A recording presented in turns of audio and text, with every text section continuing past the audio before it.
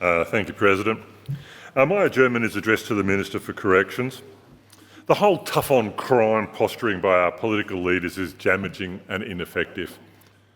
While the latest tranche of regressive bail laws, particularly the scrapping of remand as a last resort for young offenders, makes good copy for News Corp audiences, it's always comforting to see the Police Minister bragging about a 100% hike in youth offenders.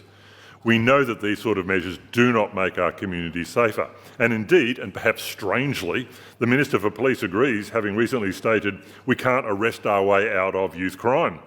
If locking them up did work, we'd be safer now than we were back in the 90s, because our prison population has virtually doubled since then.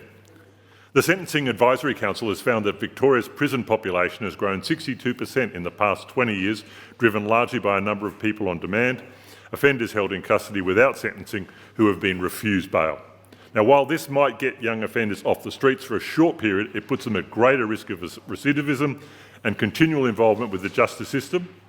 As the Council's Director, Stan Winford, observed, short sentences can lead to longer-term problematic outcomes in terms of people's lack of access to programs, employment and housing. That is, the very things that address the drivers of criminal behaviour and reduce contact with the criminal justice system. Prison breeds criminals. If you build them, they will most certainly come again and again. Some 61% of people in our prisons have been there before. The most recent surge in offenders on remand, partially attributable to Victoria's new bail laws, might be something that our Police Minister is pleased to spruik, but it has resulted in severe overcrowding in our jails. This, combined with staffing shortages, has led to more lockdowns in our prisons and increased risk of assaults, sexual abuse and self-harm amongst inmates and unsafe working conditions for staff.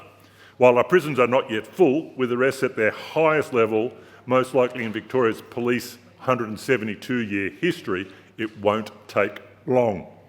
So my request is that the Minister for Correction provide a report on what provisions the government is making for when our prison system is at full capacity.